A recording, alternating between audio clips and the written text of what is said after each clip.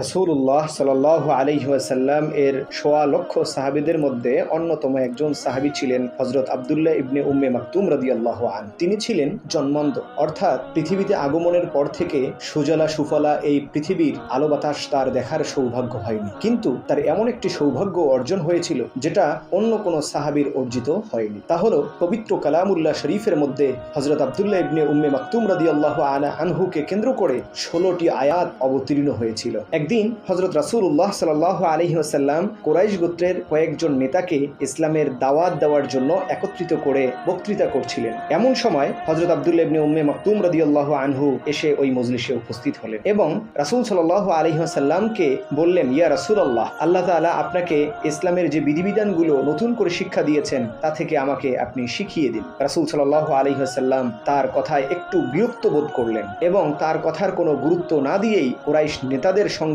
আলাপ আলোচনা চালিয়ে যেতেই লাগলেন। কুরাইশ নেতাদের সঙ্গে আলোচনা শেষ করে রাসূলুল্লাহ সাল্লাল্লাহু আলাইহি ওয়াসাল্লাম যখন বাসায় যাওয়ার প্রস্তুতি নিচ্ছেন, ঠিক সে সময়ই হযরত জিবরাইল আলাইহিস সালাম আল্লাহর তরফ থেকে ওহী নিয়ে রাসূলের দরবারে উপস্থিত হলেন এবং সে সময় পবিত্র কোরআনুল কারীমের ৮০ নং সূরা রাসূল সাল্লাল্লাহু আলাইহি ওয়াসাল্লামের উপরে তেলাওয়াত করলেন। আবাসা ওয়া তাওয়াল্লা আন জাআহুল আ'মা ওয়া মা ইউদরিকা লাআল্লাহু ইয়াযাক্কা, অর্থাৎ মুহাম্মদ তিনি তো ভ্রু কুঁচকে বিমুখ প্রদর্শন করেছেন, কারণ তার কাছে একজন অন্ধ এসেছিল। হে মুহাম্মদ, আপনি কি জানেন যে এসেছিল সে আপনার কাছ থেকে আল্লাহর বিধান শুনে নিজেকে পরিশুদ্ধ করত, অথবা আপনি তাকে যে ওসিয়ত করতেন তার মাধ্যমে সে নিজেকে উপকৃত করত, কিন্তু আপনি তা না করে এমন ব্যক্তিদেরকে নিয়ে ব্যস্ত ছিলেন যারা আল্লাহ থেকে মুখ ফিরিয়ে নিয়েছে। মোট কথা, সূরা আবাসা এর 16টি আয়াত অবতীর্ণ করার মাধ্যমে আল্লাহ পাক রব্বুল আলামিন হযরত রাসূলুল্লাহ সাল্লাল্লাহু আলাইহি ওয়াসাল্লামকে একটু সতর্ক করলেন যে কোনো মুসলমান আপনার কাছে কোনো কিছু জানতে আসলে সেটা আগে জানান, কারণ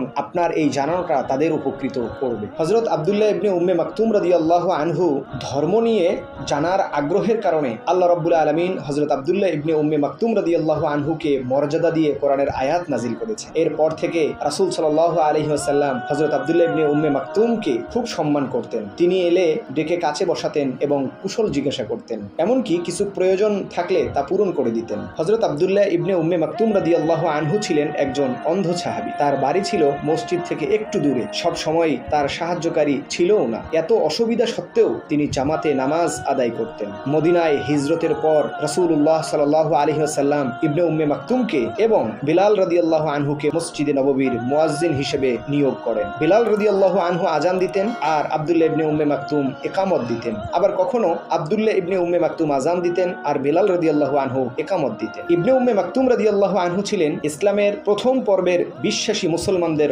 অন্যতম একজন। ইসলাম পূর্ব তার নাম ছিল হোসাইন। ইসলাম গ্রহণ করার পরে রাসূলুল্লাহ সাল্লাল্লাহু আলাইহি সাল্লাম তার নাম পরিবর্তন করে রেখে দেন আব্দুল্লাহ। ইসলাম গ্রহণের প্রাক্কালে মক্কায় অন্যান্য মুসলমানদের ন্যায় তিনিও কুরাইশ বাহিনীর হাতে উৎপীড়নের শিকার হয়েছিলেন। সেসব জুলুম অত্যাচারও তার ঈমান কখনো দুর্বল করতে পারেনি। তিনি এবং হযরত মুসআব ইবনে উমাইর রাদিয়াল্লাহু আনহু সাহাবীদের মধ্যে সর্বপ্রথম মদিনায় হিজরত করেন। রাসূলুল্লাহ সাল্লাল্লাহু আলাইহি ওয়াসাল্লামকে তিনি অসম্ভব ভালোবাসতেন। কোরআন শিক্ষার প্রতি তার প্রবল আগ্রহ ছিল। এজন্য নবী করিম সাল্লাল্লাহু আলাইহি ওয়াসাল্লাম মদিনাবাসীকে কোরআন শিক্ষা দেওয়ার জন্য আব্দুল্লাহ ইবনে উম্মে মাকতুম রাদিয়াল্লাহু আনহুকেই পাঠিয়েছিলেন। মুসআব ইবনে উমাইর রাদিয়াল্লাহু আনহু সহ আব্দুল্লাহ ইবনে উম্মে মাকতুম মদিনার অলিতে গলিতে প্রত্যেকটি বাসায় গিয়ে গিয়ে মানুষদেরকে ইসলামের দাওয়াত দিতেন এবং কোরআন তেলাওয়াত করে শোনাতেন এবং তাদেরকে শিক্ষা দিতেন। দৃষ্টিশক্তি না থাকায় হযরত আব্দুল্লাহ ইবনে উম্মে মাকতুম রাদিয়াল্লাহু আনহু কোনো যুদ্ধে অংশগ্রহণ করতে পারেননি। তবে রাসূল সাল্লাল্লাহু আলাইহি ওয়াসাল্লাম মদিনার বাইরে যে কোনো অভিযানে গেলে আব্দুল্লাহ ইবনে উম্মে মাকতুম রাদিয়াল্লাহু আনহুকে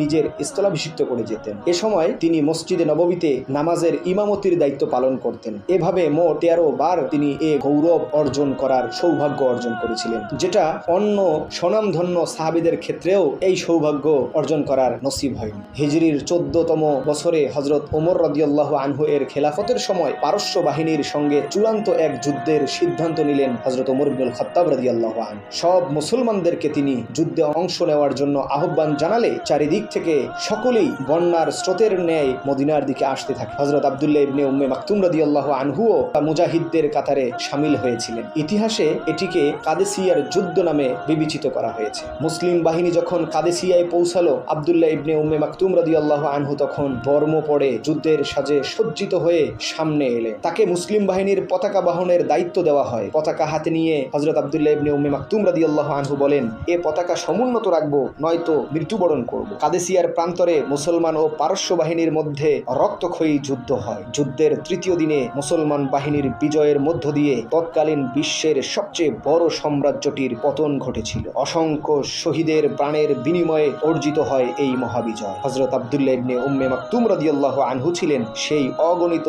শহীদদের অন্যতম একজন। সম্মানিত দর্শক মণ্ডলী, আজকে এ পর্যন্তই। সাথে থাকার জন্য ধন্যবাদ। আসসালামু আলাইকুম ওয়া রাহমাতুল্লাহি ওয়া বারাকাতুহু।